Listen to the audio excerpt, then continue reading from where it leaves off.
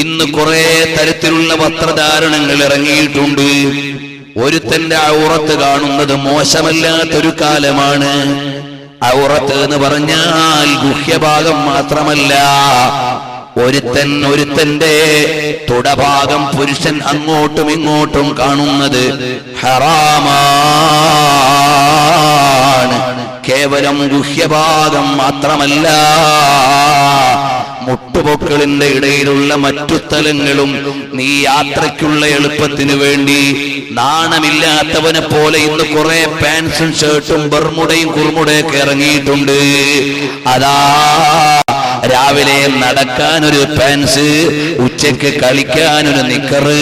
ഇതുപോലെ നമ്മുടെ സമുദായത്തിലെ ചെറുപ്പക്കാര് അതാ താമസിക്കുന്ന ക്യാമ്പുകളിലേക്ക് ചെല്ലാൻ വയ്യ. കാരണം എന്താ? ബനിയൻ ഡ്രസ്സുകൾ വ്യാപകമായിട്ട് അവന്റെ ശരീരത്തിന്റെ ഘടനയും വണ്ണവും തിണ്ണവും എല്ലാം എടുത്തു കാണിക്കുന്ന ഷർട്ടുകളും പാൻസുകളും ധരിക്കുന്ന ആളുകളുണ്ട്. അത്തരം വസ്ത്രധാരണത്തിലൂടെ നിന്റെ നാണമല്ലേ മോനെ നഷ്ടപ്പെടുന്നത്? ഒരാളുടെ മുമ്പിൽ അതിട്ടുകൊണ്ട് മാന്യതയുള്ളവന് നിൽക്കാൻ പറ്റാത്ത വസ്ത്രങ്ങൾ വാങ്ങിയിട്ട് ഉപയോഗിക്കുന്ന ചെറുപ്പക്കാരാ, സുജൂദിലേക്ക് പോകുമ്പോഴും മറ്റും പല ഭാഗങ്ങളും തുറന്നിടുന്ന പാൻസ് ധരിക്കുന്ന യുവാവേ, ഹബീബ് സല്ലല്ലാഹു അലൈഹി വസല്ലം തങ്ങൾ പറഞ്ഞില്ലേ, ഈമാനിന്റെ ഭാഗമാണ് അൽ ഹയാ. ഹബീബ് സല്ലല്ലാഹു അലൈഹി വസല്ലം തങ്ങൾ പഠിപ്പിക്കുകയാണ്. ഇമാം ബൈഹഖി അവിടുന്ന് ഉദ്ധരിക്കുകയാണ്, ലഅനല്ലാഹു നാളിറ വൽ മൻദൂറ ഇലൈഹി. ഔറത്തിലേക്ക് നോക്കുന്നവനും ഔറത്ത് കാണിക്കുന്നവനും അല്ലാഹുവിന്റെ ശാപം ലഭിക്കുന്നവനാണ്. ഇന്നൊന്നും ട്രെയിനിൽ യാത്ര ചെയ്യാൻ പറ്റാത്ത കാലമാണ്. ലോങ് ട്രെയിൻ ആണെങ്കിൽ വല്ലാത്ത കഷ്ടം തന്നെ. പണ്ട് നമ്മുടെ പോലീസുകാരെ സമരം ചെയ്ത് കുട്ടി നിക്കർ ഒഴിവാക്കി. ഇപ്പോൾ ആളുകളെല്ലാം പരിഷ്കാരത്തിന്റെ ഭാഗമായി അവരുടെ മുട്ടിന് മുകളിലുള്ള പല ഭാഗങ്ങളും തുറന്നിട്ടുകൊണ്ടുള്ള വസ്ത്രം നമ്മുടെ ഒക്കെ വീടുകളിൽ. ഗൾഫുകാരവരുടെ മക്കൾക്ക് വാങ്ങിക്കൊടുക്കുന്ന ബനിയൻ ഡ്രസ്സുകളുടെ കോലം. അതിൽ കോളേജിനെ സഹായിക്കുന്നവർക്ക് ചിലപ്പോൾ എന്റെ വഴുത് കേൾക്കുന്നുണ്ടാവും. ബേജാറൊന്നുമില്ല, കാരണം അല്ലാഹുവിന്റെ ദീൻ അവർ പഠിക്കണമല്ലോ. അപ്പോൾ എല്ലാ പരിഷ്കാരത്തെയും അതിന്റെ ഗുണവും നഷ്ടവും ഒന്നും ചിന്തിക്കാതെ തലയിൽ കയറ്റുന്ന ആളുകൾ മാന്യമായ വസ്ത്രം വാങ്ങി മാന്യമായി ധരിക്കാൻ അവരെ പഠിപ്പിച്ചു കൊടുക്കണം.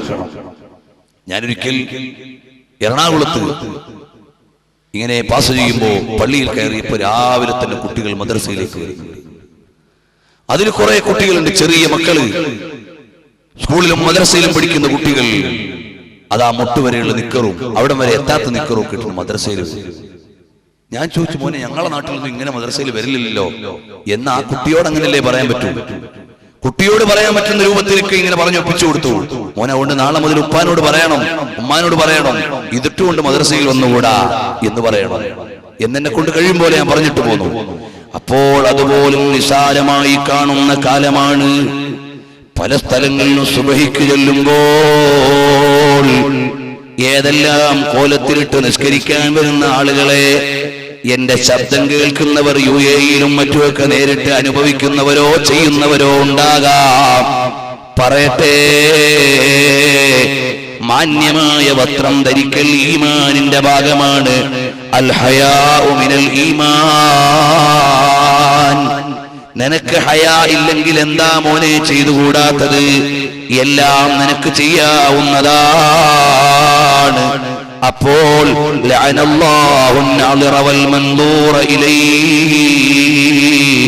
നബി സല്ലല്ലാഹു അലൈഹി വസല്ലം തങ്ങൾ പഠിപ്പിക്കുന്നു, ഇമാം അബൂ ദാവൂദ് നിവേദനം ചെയ്യുന്നു, ലാ തുബ്രിസ് ഫഖിദക. നിന്റെ തുടഭാഗം നീ വെളിവാക്കാൻ പാടില്ല. വലാ തൻദുറന്ന ഇലാ ഫഖിദി ഹയ്യിൻ വലാ മയ്യിത്തിൻ. ജീവിച്ചിരിക്കുന്നവരുടെയോ മരണപ്പെട്ടവരുടെയോ തുടഭാഗം നീ കാണാൻ പാടില്ല. പുരുഷന്റെ ഔറത്തിന്റെ ഭാഗമായതുകൊണ്ടാണ് അതെടുത്തു പറയുന്നത്. സ്ത്രീക്ക് ശരീരം മുഴുവനും ഔറത്ത് തന്നെ.